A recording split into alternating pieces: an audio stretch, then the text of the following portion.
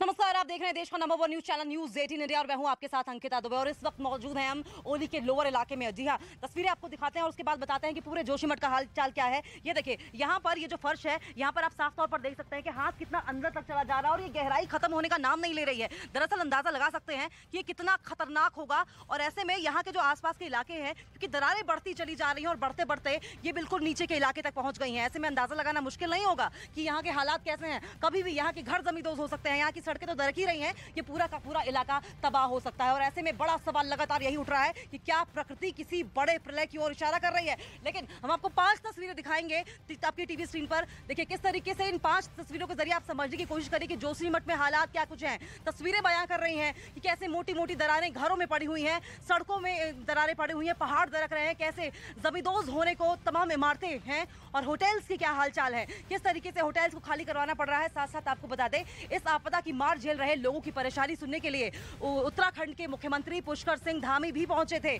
उन्होंने भी यहां का हालचाल जाना। साथ साथ आदि शंकराचार्य जी के मंदिर में लोगों का रेस्क्यू किया जा रहा है, वहां से भी रेस्क्यू किया जा रहा है और लोगों को रेस्क्यू करके सुरक्षित स्थानों पर पहुंचाया जा रहा है। और कोशिश ये की जा रही है कि आपदा की स्थिति में लोगों को ज्यादा से ज्यादा सुविधा दी जा सके। लेकिन आपको बता दें कि आदि गुरु जो सरस्वती अभिमुक्तेश्वरानंद है, उन्होंने सुप्रीम कोर्ट में इस आपदा को लेकर एक PIL भी दाखिल की है। ये 5 तस्वीरें देखकर आप समझ सकते हैं कि आपदा से किस तरीके से ग्रस्त तमाम लोग हैं। साथ साथ आपको सिचुएशन तो बता ही रहे हैं और ये भी समझाने की कोशिश कर रहे हैं कि हालात कैसे बिगड़ते जा रहे हैं, मकानों में दरारें कैसी बढ़ती जा रही हैं। और इसके बाद हम आपको और भी तस्वीरें दिखाएंगे। और तस्वीरें दिखाते दिखाते जरा हम आपको कुछ एक अपडेट्स और भी इलाकों की दे दें। रुक करेंगे हम एक और ऐसी रिपोर्ट का जो कि बताएगी कि यहाँ के जो मंदिर हैं वहाँ के हालात क्या कुछ हैं। दरअसल नरसिंह मंदिर के पास हमारी सहयोगी प्रियंका कांडपाल पहुंची थी। वहाँ पर उन्होंने जब एक नया चश्मा पानी का फूटता हुआ देखा तो उसकी रिपोर्ट बनाई। और साफ तौर पर आपको बता दें कि जब वहाँ के स्थानीय लोगों से बातचीत की गई तो उन्होंने बताया कि ये नया पानी का चश्मा है, ये नया फव्वारा है और उनका शक ये है कि ये टनल में जो फंसा हुआ पानी था वो है। आप रिपोर्ट देखिए जरा।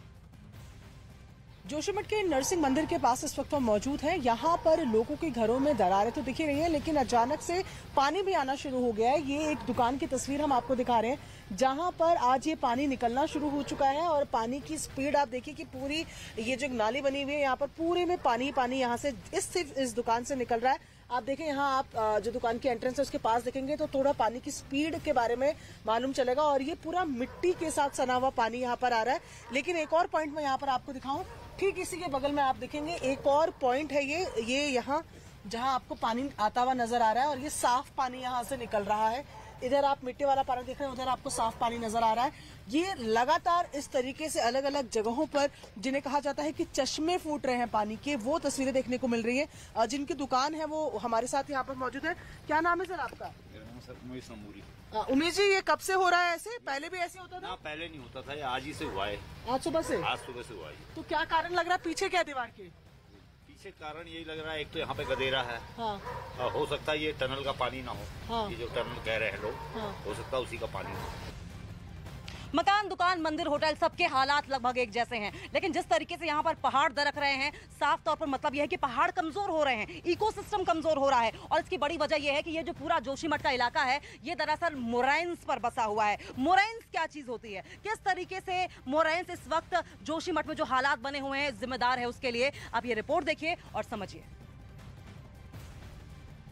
पहाड़ दरक रहे हैं, सड़कों और घरों में मोटी मोटी दरारें आ गई हैं, जिसका साफ मतलब है कि पहाड़ अब कमजोर हो रहे हैं, ये पूरा इकोसिस्टम कमजोर हो रहा है। दरअसल जोशीमठ का ये जो पूरा इलाका है वो मोरैंस पर बसा हुआ है। मोरैंस को अगर सरल भाषा में समझाएं तो ग्लेशियर के साथ आने वाली मोटी मोटी चट्टानें और मिट्टी होते हैं, जो कि बारिश होने पर या ग्लेशियर्स के पिघलने पर मिट्टी रह जाती है, जो कि बेहद ही अस्थिर, बेहद ही कमजोर होती है। आपको बता दें कि जिस तरीके से पूरा इकोसिस्टम कमजोर हो रहा है, जिस तरीके से ये जो पहाड़ है ये कमजोर हो रहे हैं, अगर कोई बड़ा भूकंप आता है या कोई बड़ा लैंडस्लाइड होता है तो ये जो पूरा इलाका है वो आर्टिफिशियल लेक में तब्दील हो जाएगा। 2013 में जब आर्टिफिशियल लेक फटी थी तो बहुत बड़ी तबाही आई थी। याद कीजिए 2013 में जिस तरीके से केदारनाथ त्रासदी हुई थी उसमें सैकड़ों लोग मारे गए थे। और अगर ऐसे में ये पूरा इलाका अगर आर्टिफिशियल लेक में तब्दील होता है तो बहुत मुश्किल होगी, न सिर्फ पहाड़ी इलाकों में बल्कि मैदानी इलाकों में भी तबाही की एक बड़ी वजह बन सकता है। देखिए, लगातार इस बात के लेकर सवाल उठ रहे हैं कि आखिर इतनी बड़ी आपदा क्यों आ रही है, ये स्थिति जो यहाँ पर पनपी है, इसके पीछे आखिर कारण कौन कौन से हैं। लेकिन आपको बता दें कि हिमालय की संरचना में लगातार परिवर्तन होते रहे हैं और जिसको लेकर कई कारण भी है जिससे कि परिवर्तन होते रहते हैं। क्या वही परिवर्तन इस वक्त कारण है इस तरीके से जमीन धंसने का, दीवारों में दरारें आने का, पहाड़ों के दरकने का? इस रिपोर्ट को समझिए और समझिए कि किस तरीके से हिमालय की संरचना में परिवर्तन होता है और किस तरीके से जोशीमठ में ये जो आपदा आई है वो भी इसके लिए एक बड़ा कारण हो सकता है। हिमालय की गोद में बसा है जोशीमठ और इस जोशीमठ में बड़ी बड़ी दरारें आ रही हैं। लेकिन अगर खुद हिमालय की बात करें तो हिमालय में 3 बड़ी बड़ी दरारें हैं जिन्हें हम टेक्निकल अगर लैंग्वेज में कहा जाए तो हम थ्रस्ट मानते हैं। दरअसल पहली थ्रस्ट मेन सेंट्रल थ्रस्ट माना जाता है, वहीं दूसरी थ्रस्ट जो है उसे हम मेन बाउंड्री थ्रस्ट कहते हैं, तीसरी थ्रस्ट जो है उसे मेन फ्रंटल थ्रस्ट कहा जाता है।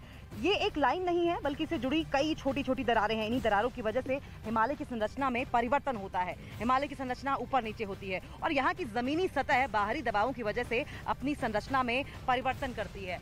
नीचे दरारें और जिस तरीके से आप देख रहे हैं नीचे दरारें, ऊपर मोरैंस, साफ तौर पर यहाँ की जो ज़मीन है, यहाँ का जो इलाका है वो अनुकूल है संरचना परिवर्तन के लिए। और अगर जियोलॉजिकल फैक्ट्स की बात करें तो सबसे नवीनतम पहाड़ों में हिमालय माना जाता है। और आपको बता दें कि जियोलॉजिकल फैक्ट्स ये भी कहते हैं कि हर साल हिमालय 8 सेंटीमीटर की ऊंचाई बढ़ाता जा रहा है, उसकी ऊंचाई बढ़ती जा रही है। और ऐसे में एक बड़ी वजह इन दरारों की हिमालय की संरचना में परिवर्तन का लगातार होना भी माना जा रहा है। जोशीमठ में इस वक्त हड़कंप मचा हुआ है, त्राहिमाम की स्थिति बनी हुई है। लेकिन बड़ी खबर इस बीच आपको बता दें कि जोशीमठ पहुंचे हैं स्वामी मुक्तेश्वरानंद सरस्वती जी, जो कि इस ज्योतिष पीठ के शंकराचार्य भी हैं। आपको बता दें कि 5000 साल पुराना वहां पर वट वृक्ष है, साथ साथ 2500 साल पहले इसी तपोस्थली में आदि गुरु शंकराचार्य जी को दिव्य ज्योति का अनुभव हुआ था, दिव्य ज्ञान प्राप्त हुआ था। वहां पर ये बड़ी अपडेट आपको बता दें कि जोशीमठ पहुंच चुके हैं अभी मुक्तेश्वरानंद जी, जो कि आज लोगों से मुलाकात करेंगे और साफ तौर पर मिलकर ये जानने की कोशिश करेंगे कि क्या कुछ परेशानी वहां के लोगों को हो रही है। साथ साथ ये भी जानकारी आपको दे दें कि अभी मुक्तेश्वरानंद जी की ओर से सुप्रीम कोर्ट में इस आपदा को लेकर एक PIL भी फाइल की गई है। कोर्ट में हम लोग जा रहे हैं, याचिका हमने दायर कर दी है। अर्जेंसी भी हम लोगों ने बताई है कि तत्काल इस पर सुनवाई की जाए। कल जब कोर्ट खुलेगा तो फिर से मेंशन करेंगे। न्यायाधीशों के ऊपर है कि वो कितनी जल्दी इसको सुनते हैं और इस बारे में जो हम लोग डायरेक्शन चाह रहे हैं वो देते हैं। बात यह है कि जोशीमठ में लंबे समय से संकेत मिल रहे थे कि भूगर्भ में कुछ हलचल है और उसका अच्छा परिणाम नहीं बन सकता है।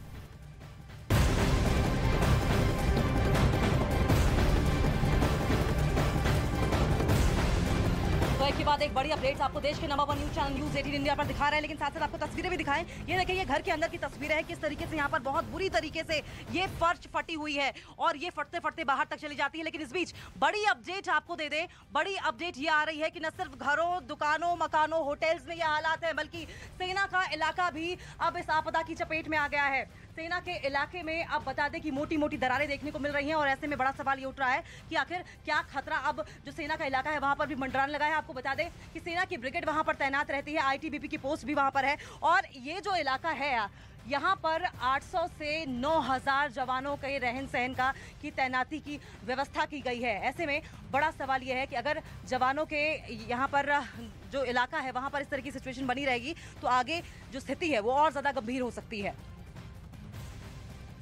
जोशीमठ में 1 जनवरी के बाद जिस तरीके से लगातार दरारें बढ़ती चली गई, उसका असर अब सैन्य क्षेत्रों में भी तेजी के साथ दिखाई दे रहा है। ऐसा नहीं कह सकते हैं कि सेना के क्षेत्र में दरारें ना पड़ रही हो। कई इलाके ऐसे हैं जो इस समय भूस्खलन की जद में आ चुके हैं। इस समय हम सेना के कैंप में मौजूद है। इसके आसपास के जो आप देख रहे हैं सड़क है, जो मलानी राष्ट्रीय राजमार्ग है, उस पर भी दरारें आप देख सकते हैं। और ये जो आप सामने देख रहे हैं, सेना की एक सड़क ऊपर की तरफ जा रही है, सेना के जवान आपको दिखाई दे रहे होंगे। इस पूरे इलाके में इस समय दरार पड़ चुकी है। हालांकि सेना अलर्ट मोड पर पहले से ही है और जोशीमठ में अगर बात करें तो यहाँ पे पूरी एक ब्रिगेड है, कम से कम 8 से 9000 जवान यहाँ पे रहते हैं, ड्यूटी करते हैं। और इसके अलावा अगर बात करें तो ITBP प्रथम वाहिनी सुनील यहाँ पे है, औली में ITBP का एक पूरा कैंप है। तो कुल मिलाकर अगर देखा जाए तो कहीं ना कहीं अब सेना क्षेत्र में अगर दरारें बढ़ती है तो ये आने वाले समय के लिए बहुत ज्यादा चिंतनीय होगा। और चलिए और ज्यादा अपडेट के लिए हम रुक कर लेंगे, हमारी सहयोगी प्रियंका भी लगातार ग्राउंड जीरो से रिपोर्ट कर रही हैं। प्रियंका, कहां आप मौजूद हैं और क्या कुछ हालात वहां पर दिखाई दे रहे हैं? देखिए, ये आदि शंकराचार्य का मठ है जहाँ पर हमारी मौजूदगी है। पहले तो मैं आपको एक तस्वीर दिखाऊं जिससे आपको अंदाजा हो जाएगा कि ये जो खतरा है, ये संरचना किस तरीके की है जोशी मठ की। नीचे की तरफ देख रहे हैं आपकी पूरे मकान घर जो है ये यहाँ से नीचे डेप्थ की तरफ जाते हुए हैं, और जितने नीचे नीचे की तरफ ये मकान है उतना ही खतरा उनके ऊपर ज्यादा मंडरा रहा है। ये आपको तस्वीर दिखाई। अब देखिए, यहाँ मठ के पास आज जो शंकराचार्य गुरु हैं वो यहाँ पर आए हुए हैं और उनसे मिलने के लिए काफी प्रभावित लोग भी यहाँ पर पहुंचे हुए हैं। ये लोग जो अपना घर छोड़कर कोई नगर पालिका केंद्र में रह रहे हैं, कोई मंदिरों में, जिनको अभी विद्यालयों में इनको जगह दी गई है, तमाम लोग यहाँ पर पहुंचे हुए हैं। और यहाँ आप देखें कि कई महिलाएं भी हैं। इनसे यहाँ जो लोग हैं उनसे भी बात करते हैं। जाहिर तौर पर आंसू उनके नहीं सीख रहे हैं, क्योंकि हमने कल भी बात करी थी कई लोगों से, उनमें से भी कई महिलाएं दिख रही हैं। आप अभी कहाँ रह रही हैं? हम नगर पालिका में रह रहे हैं। नगर पालिका में रह रहे हैं। आपके घर का क्या हाल है अभी? घर का कुछ हाल नहीं है, पूरा घर टूट गया है, इसलिए तो हम नगर पालिका में शिफ्ट हुए हैं। हमारा घर अगर थोड़ा बहुत रहने लायक रहता तो हम रह लेते अपने घर में। कहाँ पर आपका घर? माउंट व्यू के नीचे। पूरे घर हमारे टूट गए हैं और घर देखने के लिए कोई वो ही नहीं है। हमें पूछी जा रहे हैं कि तुम्हारी व्यवस्था होगी। हमारी व्यवस्था रहने दो, हम रह लेंगे, एडजस्ट कर लेंगे। हम हमारे घर की व्यवस्था करो सबसे पहले, ताकि हम अच्छे से रह सके अपने घर में। आप कहाँ रहते हैं? वही माउंट व्यू के नीचे रहते हैं जस्ट में। हम कैसे रहे मैडम? हम तो रह नहीं सकते वहाँ, हमने तो घर बाहर छोड़ दे वहाँ से। अब सरकार से यही बोलते हैं कि हमारी जल्द से जल्द व्यवस्था करें, हम ऐसे खाने पीने के लिए नगर पालिका में रह सकते हैं। हमें हमारे घर चाहिए बस। घर चाहिए। आप लोग कहाँ, थोड़ा सा आगे अगर कहाँ से, आप लोग कहाँ से आए? हम लोग भी माउंट व्यू में हैं। सब वहीं से नीचे से आए हैं। क्या घर की क्या हालत है आप लोगों की फिलहाल? घर की तो कोई मतलब जो घर था हमारा टूट के तो हो गया, वो अब जाने लायक तो है नहीं, क्योंकि इसलिए तो हमको नगर पालिका रखा गया है। और नगर पालिका में भी हम इतने दिन नहीं रह पाएंगे, क्योंकि हमको आज नहीं और कल तो भगाया जाएगा वहाँ से। तो हम कहाँ जाएंगे? हमको अपना घर चाहिए, जिस घर को हम बोल सके कि ये हमारा घर है, तो हमको पुनर्विस्थापन करें। और मैं तो तस्वीरें हमने कल भी दिखाई थी। देखिए, ये शायद सबसे छोटी बच्ची है जो उस कैंप में फिलहाल है, नगर पालिका के केंद्र में। इनकी माँ है। हम जैसे ही इनसे बात करने की कोशिश करते हैं, इनकी आंखें भर आती हैं। कितने दिन हो गए बच्ची के साथ बाहर? 2 तारीख से हम 12:30-1 बजे से बाहर ही है। उस दिन से हमें एक दिन तो हम पूरे रात भर बाहर रहे, दूसरे दिन 7 बजे कमरे के अंदर गए। उस दिन से हमारी इतनी बुरी कंडीशन हो रही है, हम अपने घर में दोबारा जाने की कोई उम्मीद नहीं कर सकते हैं। तो फिर अब ज्यादा कुछ नहीं बोल सकती हूँ, मैं बोल बोल के थक गई उस दिन से। कह रही है कि घर में जाने की उम्मीद नहीं। अम्मा, कहाँ घर है? घर आपका भी उधर ही है? माउंट व्यू के नीचे है बेटा। क्या हालात थे जब घर छोड़ के आई थी? हम रात को 1:30 बजे रात को आवाज आई कुछ? रोड में आए हम वहीं आग के सहारे रहे वहाँ पर। और तब दूसरे दिन हम यहाँ नगर पालिका में शिफ्ट हो गए, पर हमारी घर वापसी नहीं होगी। अब हमारे वहाँ जाने लायक नहीं है। ऊपर से भी वो टूट रहा, नीचे से धस रहा है। तो कितने समय से रह रही थी वहाँ? हम तो 23 साल हो गए। हमारे तो नाती पोता भी वही रहे, जो कमाई थी हमने वो उसी मकान पर लगाए। बच्चे भी बेरोजगार है बेटे। तो अब क्या होगा? हमारा सरकार हमारी तुरंत व्यवस्था करो।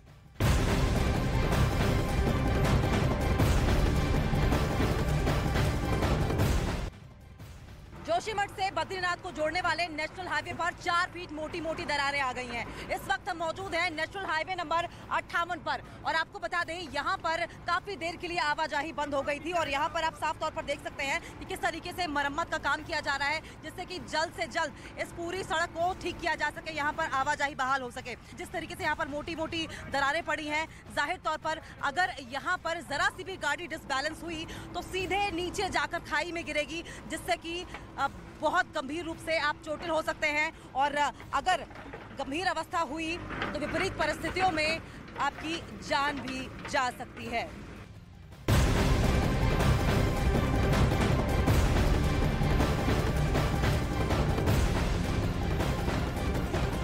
जोशीमठ में हर तरफ दरारें बढ़ रही हैं, धीरे धीरे नेशनल हाईवे तक पहुंच चुकी है। ऐसे में न्यूज़ 18 इंडिया की टीम पहुंची है मारवाड़ी ब्रिज। सामरिक लिहाज से ये ब्रिज बेहद महत्वपूर्ण है। यहाँ से चीन सीमा बेहद नजदीक है और भारतीय सेना के लिए बॉर्डर तक पहुंचना यहाँ से बेहद आसान होता है। लेकिन मुश्किल तो ये है कि पूरे मारवाड़ी इलाके में मोटी मोटी दरारें दिख रही हैं, जिनका असर मारवाड़ी ब्रिज तक भी पहुंच सकता है।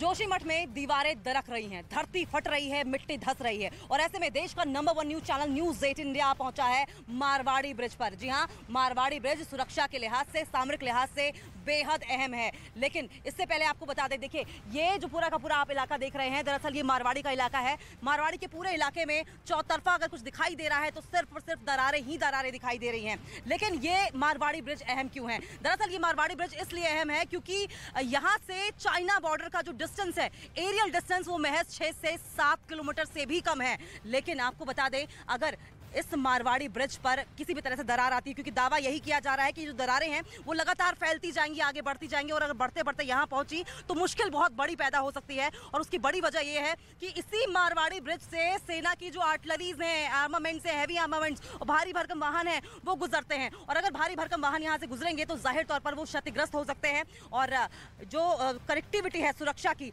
वो उस पर खतरा मंडरा सकता है। देखिए, उत्तराखंड को सामरिक लिहाज से 3 सेक्टर्स में बांटा गया है, एक माना पास, हरसिल, साथ साथ नीति पास। अगर ये ब्रिज क्षतिग्रस्त होता है तो साफ तौर पर माना पास और नीति पास पूरी तरीके से कट जाएगा।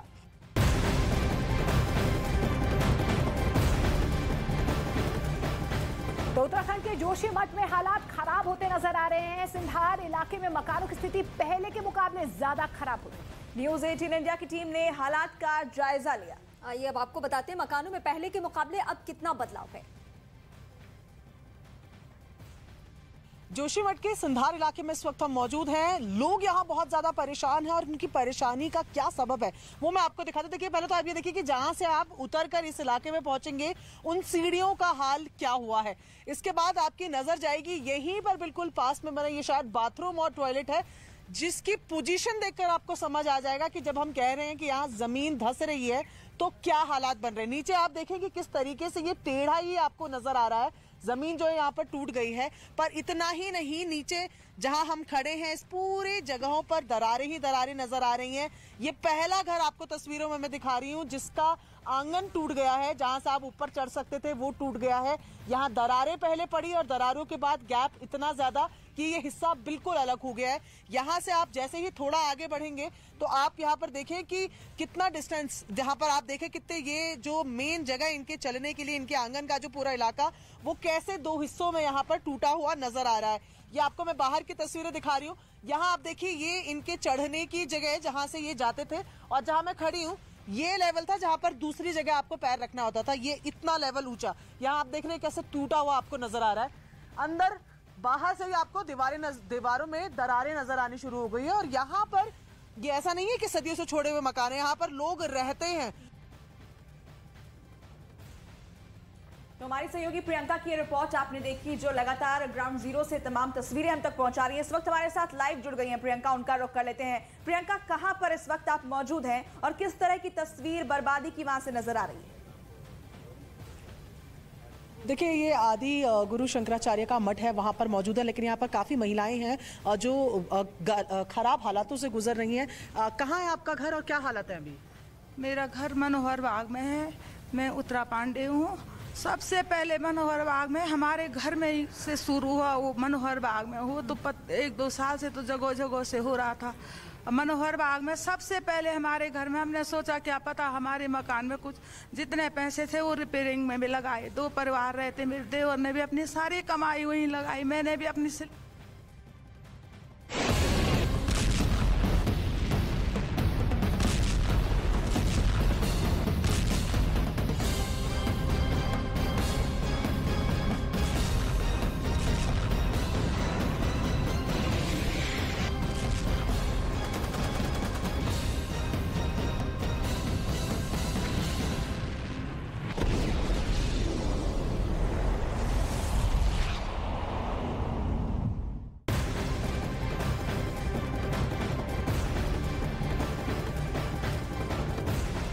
के बीच 36 घंटे के संघर्ष विराम का ऐलान इस वक्त हो चुका है, लेकिन इन चंद घंटों में बारूदी तबाही एक पल के लिए भी नहीं रुकी है।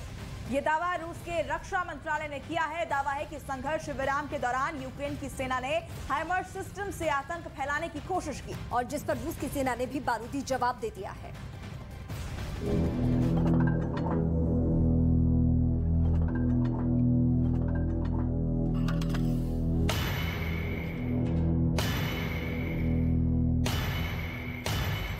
10 महीने का संग्राम,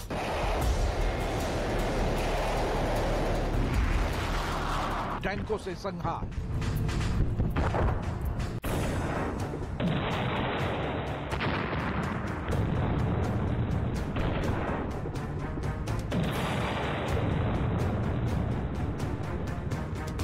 तोपों से तबाही,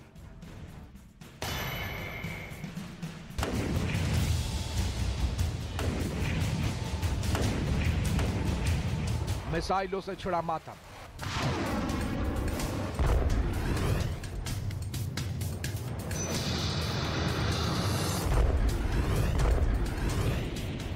और फिर कुछ घंटे का संघर्ष विराम।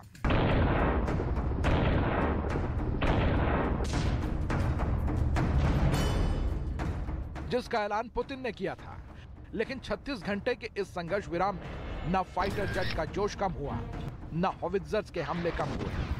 संघर्ष विराम को जिस यूक्रेन ने साजिश बताया था, उसी यूक्रेन की सेना पर रूस के सैनिकों ने संघर्ष विराम तोड़ने का आरोप लगाया है।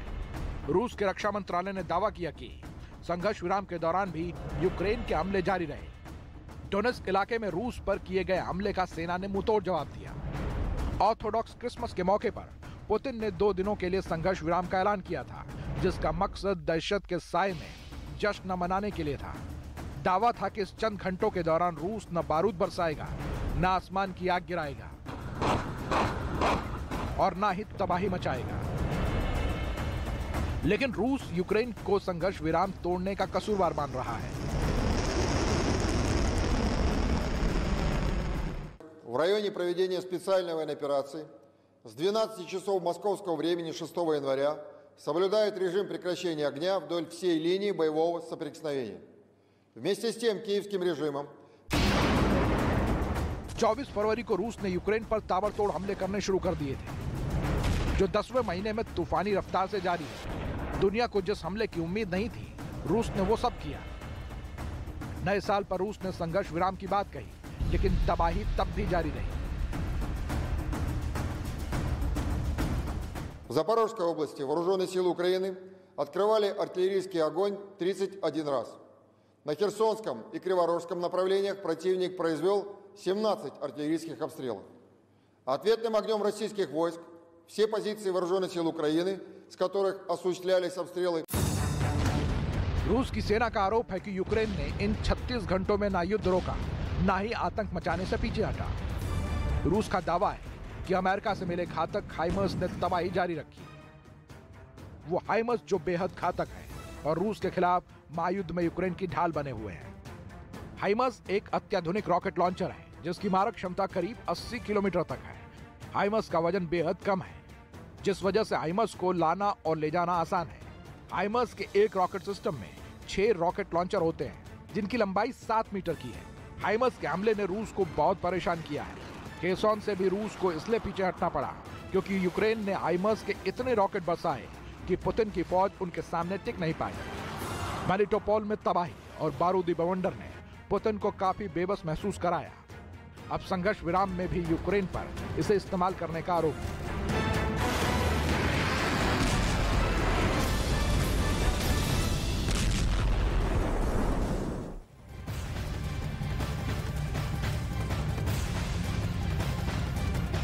यूक्रेन जंग के दौरान रूस के राष्ट्रपति व्लादिमीर पुतिन का रवैया बेहद खराब था। बिल्कुल, और ये रवैया जो है वो पूरी दुनिया ने देखा और हैरान है। दरअसल जंग में जिस तरह पुतिन अपनी सेना के जनरलों की बजाय अपने 2 वफादारों की सलाह को मान रहे हैं, उसे देखकर लगता है कि जल्द ही रूस में कुछ बड़ा होने वाला है। बम, गोला, बारूद, मिसाइल, मौत, मातम,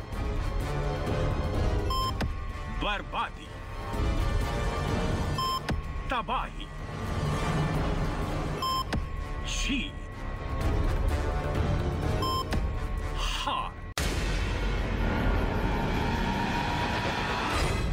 10 महीने से चल रहे यूक्रेन युद्ध का हासिल क्या है? परमाणु हमले का खौफ।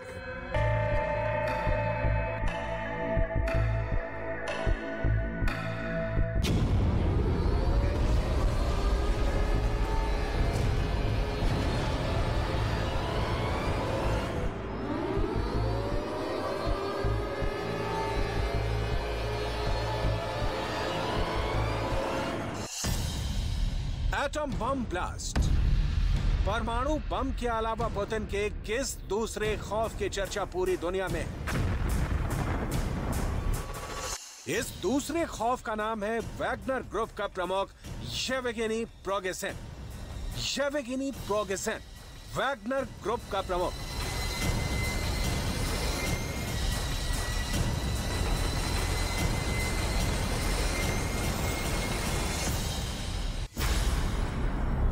पूरी दुनिया में इस बात की चर्चा है कि जो शख्स पुतिन का पालतू के नाम से जाना जाता है, वैगनर ग्रुप का बिग बॉस येवगेनी प्रिगोजिन का पावर रूस में कैसे बढ़ता जा रहा है।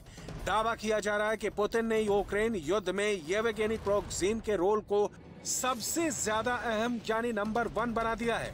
दूसरे नंबर पर है पुतिन का वफादार चेचन कमांडर रमजान कादिरोव। वहीं यूक्रेन में रूस के स्पेशल ऑपरेशन का कमांडर जनरल सर्गेई सुरोविकिन का रोल नंबर 3 का हो गया है। गौर करने वाली बात यह है कि Wagner group chief Yevgeny Prigozhin की बढ़ती ताकत ने क्रेमलिन के अंदर और बाहर कई लोगों की परेशानी बढ़ा दी है।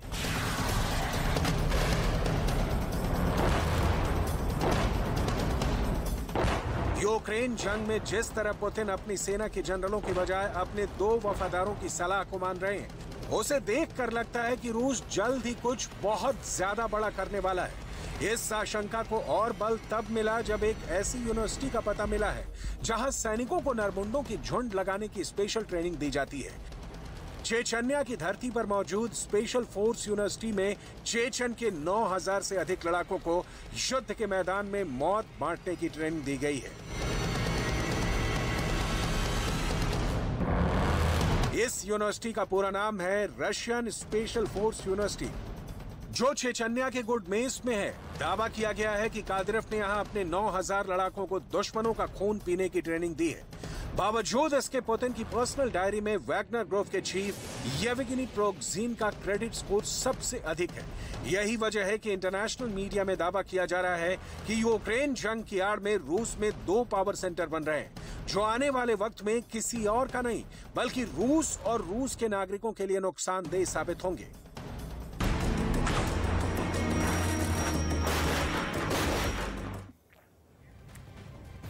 और यूक्रेन युद्ध से पहले वैगनर ग्रुप अफ्रीका में तैनात था, लेकिन युद्ध के शुरू होने से पहले ही पुतिन ने वैगनर ग्रुप को यूक्रेन बॉर्डर तक पहुंचने के लिए साइन कर दिया था। और उसके बाद पुतिन के एक इशारे पर वैगनर ग्रुप 24 फरवरी को हमले में शामिल हो गई। इस पर एक रिपोर्ट दिखाते हैं आपको।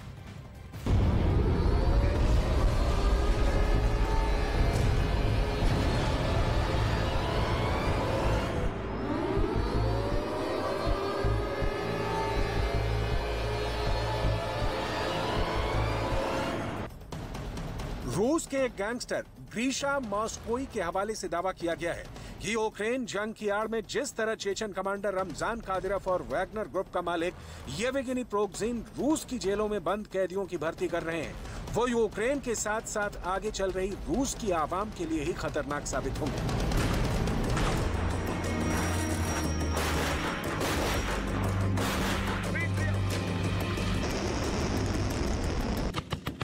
इसी बीच पश्चिमी मीडिया की एक रिपोर्ट सुपर वायरल है। रिपोर्ट में दावा किया गया है कि प्राइवेट आर्मी के नाम से कुख्यात वैगनर ग्रुप में फूट पड़ गई है। बगावत का वीडियो नंबर 5। Начальнику генерального штаба. Ты пидор и черт ебаный. Да больше воевать, у нас нет снарядов. Там парни гибнут за нас. बगावत का वीडियो नंबर 2। Нормально, да? Все нормально. Тепло, блин, нифига у вас потолки. Вот, работает. Тепло, сухо, все, нигде ничего не капает. बड़ा सवाल यह है कि क्या इस फूट से जीत का भरोसा टूट जाएगा?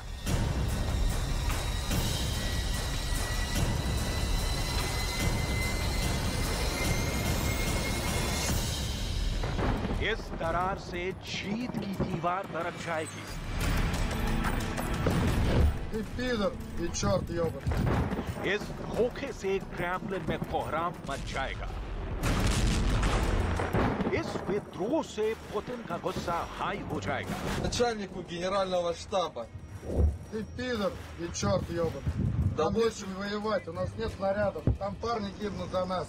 А мы тут इस कलह से कादिरोव का कॉन्फिडेंस डोल जाएगा।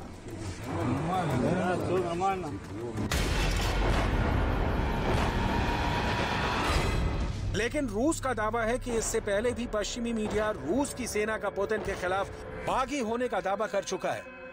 अपने प्रोपेगेंडा को सही साबित करने के लिए वीडियो भी जारी कर चुका है, लेकिन सारा दावा धरा का धरा रह गया। पुतिन की सेना यूक्रेन युद्ध में कोहराम मचाने में कोई कोर कसर नहीं छोड़ रही और ना ही आगे छोड़ने वाली है।